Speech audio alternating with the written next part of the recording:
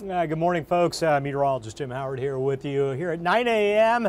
WITN First Alert at 9. We're going to stick with the weather this morning for this 9 o'clock hit. I want to dig in on Erin a little bit, get you updated on where that track's headed, what we're seeing, what we're thinking. I will say this, we get a few of these, it seems like, every year. A big hurricane a few hundred miles off the coast between us and Bermuda. I know every year it seems like for the last 20 years or so, tracking one of these guys. And they're big beach storms. Pretty much a lot of surf, dangerous rips, beach erosion. You can also think of them like nor'easters, big nor'easters in the wintertime, sitting off the coast, throwing a lot of wind energy over the ocean, driving that energy over the waves and driving those waves into the coast. So the beaches get hammered, and it's going to be a prolonged deal for 2 to 3 days of big surf out there and everything that comes with just nonstop pounding waves on the beaches. First thing that comes to my mind, beach erosion. Some of those houses that are kind of on the edge out there, every one of these storms, seems like we talk about a house or two that gets lost to the sea. Certainly that potential will be there as we get into Wednesday and Thursday. We're going to talk about a coastal flood risk. Highway 12, you know the deal. These storms come in, you get overwashed, the sand rolls over Highway 12, then they got to get out there with the heavy equipment and clear the sand off. That will likely happen a few times. In fact, they may wait till the storm's pulling away Thursday night into Friday before they go out there and clear those roads, because this will be several times, I think, during the high tides. What else? The rip current risk is already high. That'll stay high, I think, right on through Friday, today through Friday all week. So if you have any beach plans this week, I'm sorry. This is not looking like a good beach week with those dangerous rips, not to mention the rough surf out there, period. Now it's going to be a mess out there through the week. Also, the flood risk over the Pamlico Sound, we'll have to watch that. Later this week, that northeast wind comes in, drives those Pamlico Sound waters southward and southeastward, and that may give us some higher water levels.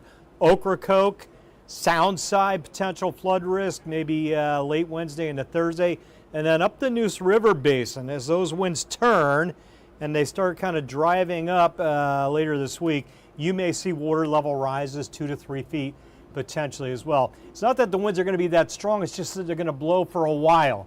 And that long-term fetch of strong winds over the Pamlico Sound will just continue to push that water southbound. So we're watching that as well. I think that's our primary impacts. Not going to be a lot of rain out there. Damaging winds are unlikely. I think the winds may gust 40, 45 at times. All right, so let's get into the data, and we'll switch over to our weather source. Give you a look. First in the tropics. Let me pull up my tropical update, and then we'll show you some of those live cams. Good morning, Amanda. You're welcome. So tracking Powerhouse Erin, I'm calling this one. This storm, by the way, was a Category 5 for a little while back on Saturday. There's a chance it may get there again. Doesn't look like it, but this is kind of the new norm. All right, over the last 5 to 10 years, I can't remember ever seeing so many Category 5 storms out there. Storms are generally running 1 to 2 categories stronger than they used to. There are more storms and they're stronger. And that leads to potentially more significant to near catastrophic type events along the coast over the coming years, potentially. All right, let's talk about Erin again. I'll zoom into the storm. Let's take a ride. We'll head southward. Let me get that banner off there. Give me a second. We'll pull that out so you can see that better. There you go. So the color and head satellite imagery. The storm, fortunately, the eye of Erin is not rolling into the Bahamas. This storm has made no landfall yet, and it probably won't ever make a landfall. A landfall means the eye of the storm crossing over from water to land. The eye is right in the middle of that symmetrical spinning circle of clouds. That little dot in the center there, where you see a little bit of yellow and green, the eye may be 15 miles wide on the powerful hurricane. And that cloud shield deck expanding in coverage, the wind field expanding a bit as it moves, turns more northwest to north. That's the 8 a.m. advisory, winds at 130. We're gusting 160. Barometer has come down. We may see a bump up in the winds at 11 a.m. The northwest movement at 13, 10 to 15. Northwest, not a westward track, but northwest. So here's that latest track as we roll you into tomorrow night, headed to Wednesday morning, turning almost due north tomorrow and weakening a little bit. And these numbers will shift a little bit, but the general trend will likely be there. A slowly weakening storm and a turning storm. Not driving westward, but turning northeast, staying well off the east coast, just driving those big waves into the beaches. Tomorrow, Wednesday, Thursday, tapering down Friday. You can see by Friday sunrise, that storm's a long ways away from us and headed further and further out to sea. So we go generally quiet on Friday. The seas will take a while to fully relax, but they'll trend quieter as well by late Friday into the weekend. All right, impacts inland. Generally talking about some clouds and breezy conditions. I'll take that all day long. Winds gusting 20-25. When I say inland, generally along and west of Highway 17, if I was going to generalize a bit. Now the coast, different story. Let me see if I can get that little bug off there, that little coastal banner. The beaches, the impacts start again today with the rip currents already up. We'll get back over. The wind gusts likely, and I'll show you that graphically as well in a second, likely gusting, I think, 40 give or take as we get in towards Wednesday, late day, Wednesday night, Thursday morning. There could be a gust hitting 50 out there. Can't rule that out. Overwash Highway 12, yep, that's almost a guarantee at times, starting maybe late tomorrow, more likely Wednesday into Thursday, and then going away on Friday, probably. Give me a little leeway here, all right, just in case. We talked about the surf. I think 10 to 15-foot waves, not storm surge.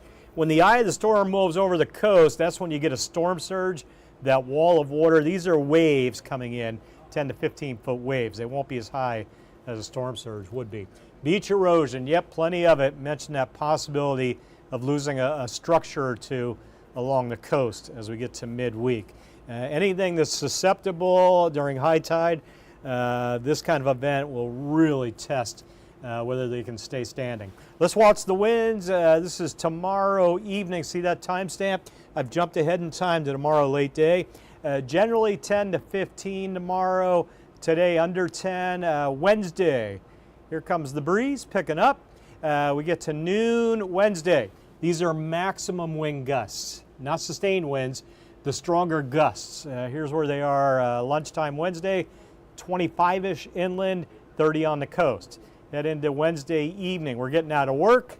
Winds holding around 25 inland, gusting 35 on the coast. Wednesday night, starting to see those mid-40s on the coast as we head into Wednesday night, holding 25 inland. Breezy to occasionally windy, if you want to call 25 windy. Certainly the beaches, you'll feel those winds blowing out of the northeast. And see that wind direction over the Pamlico Sound, that northeast flow? Again, that's going to drive that water southward.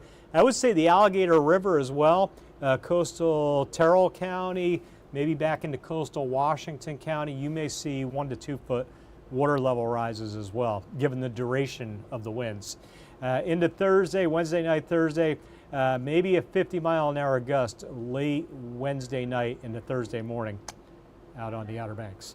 All right, wave heights. We'll go into Wednesday. The green shaded areas just offshore, late Wednesday, more into the beaches, I think, by the time we hit Wednesday evening and overnight. Those are the 10 plus, the greens. The light blue, 6 to 10. And you can see overnight into Thursday morning, that's your biggest waves. Thursday lunchtime, watch those waves pulling away. Thursday afternoon, overnight, things relaxing as we head into Friday, getting much better. Generally 5-6 footers Friday, I think, and still trending downward as we get into the afternoon, evening. So we will get better maybe for the weekend. If all goes really well, we'll be back to decent beach weather, but I can't commit to that yet. Coastal flood watch in effect tomorrow afternoon, Wednesday, Thursday, Thursday night into Friday morning. Watching for the flood risk, that will likely be upgraded to flood advisories, if not coastal flood warnings, for that overwash on Highway 12. And again, the sound side flood risk as well as those winds crank up out of the northeast. All right, that's everything on Erin. Take a look behind Erin. There's Erin. We'll take a ride to the west. Our next potential development area, cluster of storms out over the Verde Islands, rolling into the central Atlantic. That X, see that little orange X? It's orange because it has a medium chance of development. It would be red if we were in high, and that will probably be a high chance by tomorrow. 50% right now in that orange area is deja vu. Very similar to where Erin started, where Erin tracked, when Erin developed. Kind of a similar setup, at least early on. Beyond 7 days, when we look out towards late next weekend into early next week, there's a lot of divergence or a lot of different solutions on how this thing will evolve and where it will go. So like I said with Erin, let's not speculate on this thing that far out. First it needs to develop, then we'll get locked in on steering currents and who may or may not get impacted if Fernand does indeed come together. And it probably will, based on the data I'm digging into. All right, let's come back home, get into the short-term weather. Grifton already knocking at the 80-degree door. New Bern, it is 80 down in Craven County. Not a lot of wind, maybe southwest or so. Casey, Erin, and then Fernand, not Frank, Fernand. F-E-R-N-A-N-D, the F storm. Yes, Fernando. I see you there. Let's hope Fernando stays El Huico. Washington 8-0, northwest breeze at 5 or so. And we go down to the coast. Morehead City, Sanitary Restaurant. Boy, that a gorgeous shot down there. The air temp at 80. We'll watch those heat index values. I think we'll hit 100 later on the heat index. Going to crank that up for you later today. Greenville looks good as well. Blue skies. There will be a few storms this afternoon. I'll show you that in just a sec here. Teresa Everett, good morning. Thanks for joining us as well. Appreciate you guys. Throw any questions you have at me while I'm here. Air temp, again, about 80 across the board. Let's watch where it heads. Model data. This is one of several models, but pretty good agreement as I roll you through the day. I'll stop this periodically as we go. 9 a.m. Now, about 80 degrees, blue skies. Let's get you to midday. Lunch looks good. Air temp closing in on 90 for lunchtime. I think you could do an outdoor lunch, though. This is doable, although the heat index will be in the upper 90s. Have the umbrella ready later. 3, 4, 5, 6 o'clock. Some showers around, a rumble of thunder or two, generally through about 6, 7 o'clock. This isn't going to be everybody. Hit and miss. Generally inland off the coast and east of I-95. Maybe I can say Highway 11, Highway 17, back towards 258. Some of those storms later today. Might get one of those at my house. Wayne County, Duplin County, back up into Bertie County. And again, if you get the rain, you break the heat. Where you don't, stays hotter. There's the sunset into the overnight. Back to quiet tomorrow morning. Air temp mid-70s. Tuesday afternoon. Not quite as hot and not quite as wet. Air temp likely stays under 90 by a click or two. Some rain here and there, yeah, but generally more misses than hits, I would say. Rain chance at about 30%. Tuesday afternoon. Again, today, 90 feels like 101 later today. I didn't put my little heat index graphic in there, but I do think most of us will feel like 100 this afternoon. I'm not going to be working outside later today. I've got a ton of work to do. Northeast on the wind to easterly 5 to 10 should cover us. Let's get into more of those forecast details. No severe weather, by the way, out there. At least I shouldn't say never. Highly unlikely we'll have any severe weather with those storms here and there later. All right, doing the beach today. Ideally, you don't go in the water. If you have to get in the water for a bit, I would make sure you're at a beach with a lifeguard, and I would not go in beyond your waist. The high rip risk is already building in, and now that it's here, it likely will not come off that high until maybe Saturday, the weekend, the way it looks right now. Every day this week, probably all beaches high rip current risk. All right, and that only gets higher and higher tomorrow, Wednesday. Low tide this morning. Right now, high tide comes back around 4 p.m. Water temps are nice in the low 80s, and that wind generally east turning southeast late day at 5 to 10. All right, big map. You can see that frontal boundary to the north over Richmond kind of sags down. That helps pop a few storms this afternoon. Front never really fully gets in here. Tomorrow it kind of stalls up there. And again, a little less rain, but some action regardless. Let me show you our hurricane out there. I'll expand the model data out. Check that timestamp, Wednesday morning, 10 a.m. Quiet over us. I don't see much rain, save a coastal shower or two. The hurricane churning offshore. Thursday morning, just about parallel with Hatteras, and then moving away Thursday afternoon, Thursday night. Front trying to sneak in behind that as we get into late week. That may bring rain. It looks like Sunday. The models are really now slowing that front down. I need to back that up a little bit based on the latest data. All right. 8-day forecast, 91 hot degrees this afternoon. And again, a scattered storm or two, rain chance at about 40%. Hit and miss, maybe a little higher right along that rain line from Plymouth back to Kenansville, and then lower than 40% further west and further east. Tomorrow to Wednesday, 30 to 20%. The 20% Wednesday will be higher on the coast to near zero inland, 87 for the high. Heading into Thursday and Friday, the big surf begins to relax on Friday. Winterville Watermelon Festival, this is a good trend on the model data. Late week into the weekend. Not a lot of rain there. Hopefully the models hold on that scenario, mid-80s. Lows kind of come back to the 60s there. We'll perk that rain chance back up on Monday at 40%. So again, the big story here, obviously, as we work our way through this week, will be the chance for some dangerous erosion, maybe a loss of property here or there along the coast.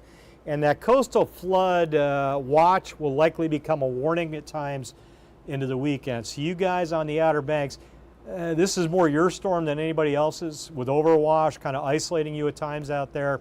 The winds gusting into the 40s by Wednesday night, Thursday morning. And again, that beach erosion significant by the time the week is over. Keep all that in mind out there. And then inland to Pamlico Sound, don't forget you guys, the Neuse River Basin, Carteret County down east portions where the Pamlico Sound drives those waters in there. Merriman area maybe, a coastal Pamlico County, water level rises 2 to 3 feet possible later this week. And then further inland, nothing. Right? It's generally that Pamlico Sound southern portions to the Outer Banks. And Surfside Crystal Coast, you guys are going to see that big surf as well and beach erosion. Watch for that. But otherwise, yeah, Casey, right now the Watermelon Festival does look pretty good. Fingers crossed that we can keep things nice. Certainly the hurricane will be rolling away. It's the front to the north that looks like it'll get stuck up there Friday into Saturday. That's the only thing, caveat we're going to watch. But I like the trend staying north of us potentially through at least Saturday into Sunday. And if that happens, and I think it probably will, we'll be in good shape for the Watermelon Festival. All right, I'm going to sign off. Bailey will be here at 10 a.m. with the full news. Weather update coming then as well. Enjoy your day. Be ready for a storm or two this afternoon. And again, Erin's track has not deviated, so don't worry inland areas. The beaches, dangerous surf, again, everything that I mentioned that comes with that, building in late tomorrow, persisting through late Thursday. Signing off. Have a good day. Thanks for joining us. Andrea, should you be concerned about extremely high tides? Where do you live? I would say the high tides on the beaches, that's when you get overwash out there on the Outer Banks, and watch the southern Pamlico Sound. I don't think we're going to be doing evacuations based on high water levels, but certainly low-lying areas, you're going to have water moving in at times. You may get isolated, some of those flood-prone spots. Got to watch Ocracoke Soundside. There may be exceptions here. Soundside, Ocracoke, down East Carteret County, by the time we get into Wednesday night, Thursday, there could be some higher waters in there.